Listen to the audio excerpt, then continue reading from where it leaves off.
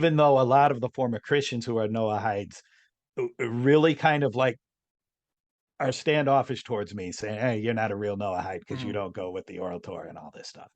Yeah, But what's really, like, stopping you from converting or from I wanting to just don't. convert? I don't feel the push to convert. If I were to convert, well, one of the things is also like if I'm signing on to these laws and I don't believe the oral Torah, there's some of the laws that I can't really keep without the oral Torah.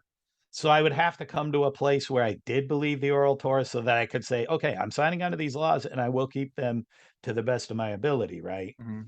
Yo, I can tell you how Um, I teach the oral Torah because I don't believe that the oral but Torah was given on Mount Sinai. I teach it how rabbis like Maimonides teach it, a more rationalistic, non-Kabbalistic form of mhm, Judaism. We believe that the oral law was developed by the court. It says in Deuteronomy chapter 17 that we shouldn't stray from the right to the left of what the court instructs us, meaning any law that was developed by the consensus of judges amongst Israel, that became oral law, just civil law, essentially.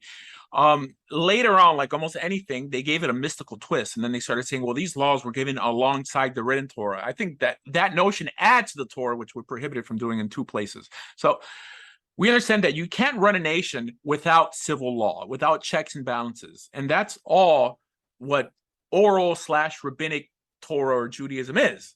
I mean, mhm. that's it.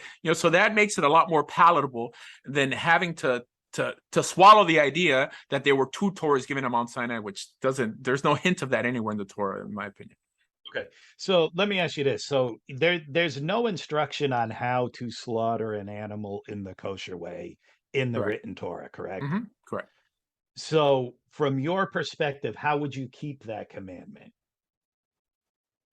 I don't. Okay, so how would you slaughter an animal in the way Mhm. that Moses showed them if you don't know the way that Moses showed them? Oh, okay. So the way I interpret that verse in particular, that could Mhm. mean slaughter it in the way that he showed you how to slaughter poultry, slaughter it in the way that the the blood is drained. He did give examples in terms of birds, doves, but Okay. not cattle. That's what it could mean. I have no issue with the idea that the judges of Moses' time filled in the gaps. And there was even what we call oral law back then. But if you read it straight through, no, that's clearly gray area that has to be filled in, but that doesn't mean that it had to be given by God on Mount Sinai. For example, there's a lot of things that God never told us how to do, like how to establish months. It seems the court was in charge of that.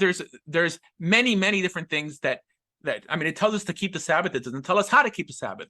That's why in Deuteronomy chapter 17, Deuteronomy chapter 1, I think Numbers 26, God tells Moses to establish a court of 70 elders, 71 with himself. And it's not a coincidence that the great Sanhedrin had those many members, right? Because this court was tolerated and respected throughout the Jewish world, throughout Jewish history, even to the time of Jesus. So they knew that this is where authority and consensus came from.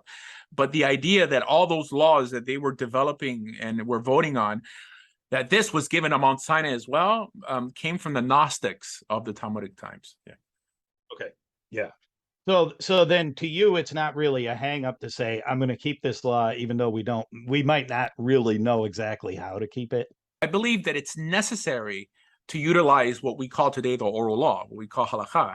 It's Okay. hard. I mean, it's virtually impossible to keep the ceremonial aspects of the Torah without some consensus.